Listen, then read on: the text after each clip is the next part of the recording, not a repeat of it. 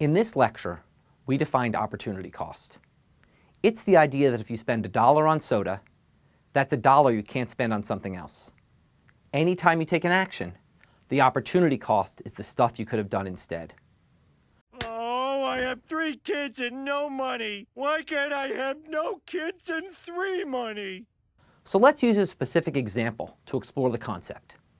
Let's say you're LeBron James, and it's your senior year of high school.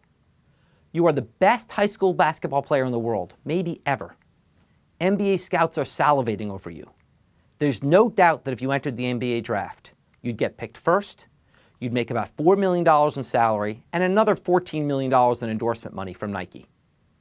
On the other hand, if you go to college, you could go for free because of scholarships. You could get a college degree on someone else's dime, all the while getting to play basketball and improving your game. So should LeBron James go to college? The direct costs of college are very low, and there are some benefits. So it might seem like college is a good idea. But the opportunity cost of college is enormous. LeBron would be giving up millions of dollars per year. In the end, LeBron did what a good economist would do. He went straight to the NBA. Keeps his dribble somehow. Irving back to James. Oh, he throws it down.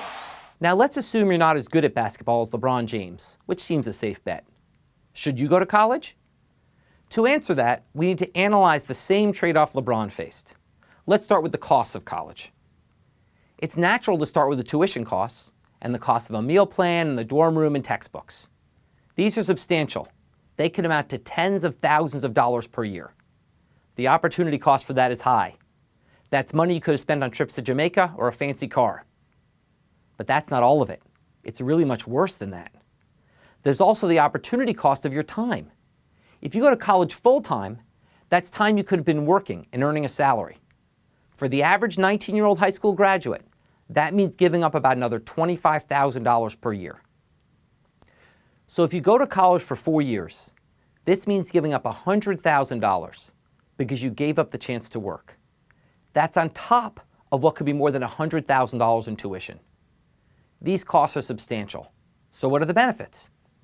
There's lots of benefits in college, like learning new things, meeting new friends, and maybe getting to live in a new place. But let's ignore those and focus on one important benefit. You'll make a lot more money. Economists estimate that a college graduate makes $20,000 more in salary per year than a comparable high school graduate. So in the end, it's an easy decision. If you plan to work until you're 65, the college degree ends up making you almost an extra $1 million in salary over your lifetime. That is clearly much higher than the cost of college. Of course, you don't get the whole $1 million right away. That comes to you later on, whereas working instead of college gives you money sooner. But for now, I'm going to ignore that issue and take my word that it doesn't make a big difference here. College still makes sense. What's the moral of the story? Unless you can dunk from the free throw line, stay in school.